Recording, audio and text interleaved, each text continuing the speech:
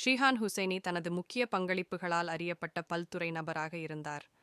அவர் ஒரு மார்ஷல் கலைஞர், நடிகர், சிற்பி மற்றும் வில்வித்தை பயிற்சியாளராகவும் சிறந்து விளங்கினார். 1964ஆம் ஆண்டு டிசம்பர் 28ஆம் தேதி தமிழ்நாட்டில் உள்ள மதுரையில் பிறந்த அவர், சிறிய வயதில் இருந்தே மார்ஷல் கலையில் ஆர்வம் காட்டினார். கராத்தே மற்றும் தாய்க்வாண்டோ ஆகிய இரண்டிலும் கருப்பு பெல்ட் பெற்றவர்.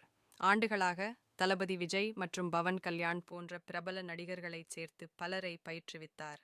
தமிழ் திரைப்படத்துறையில் 1986ஆம் ஆண்டு புன்னகை மன்னன் திரைப்படத்தில் சிறு தோற்றத்துடன் தனது அறிமுகத்தைச் செய்தார்.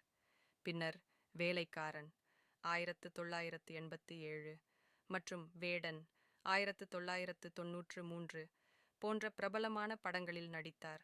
பெரும்பாலும் தனது மார்ஷல் கலை திறமைகளை வெளிப்படுத்தும் கதாபாத்திரங்களில் நடித்தார். சினிமா முயற்சிகளுக்கு அப்பாற்பட்டு தமிழ்நாட்டில் வில்வித்தையை மேம்படுத்த உறுதியாக இருந்தார். தமிழ்நாட்டு வில்வித்தை சங்கத்தின் TAAD நிறுவனர் மற்றும் பொதுச் செயலாளராகவும் பணியாற்றினார்.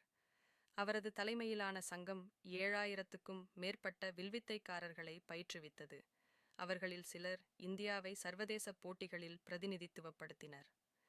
மறைந்த தமிழக முதல்வர் ஜெயலலிதாவுக்கு அவர் கொண்டிருந்த உறுதியான பக்தி பல்வேறு கலைப்பாடுகளால் வெளிப்படுத்தப்பட்டது. 2013இல் அவரது உறைந்த இரத்தச் சிற்பம் மற்றும் 2015இல் அவரின் படத்தை அணிந்து தன்னை சிலுவையில் அறையுதல் போன்ற நடப்புகள் பெரும் கவனத்தை பெற்றன.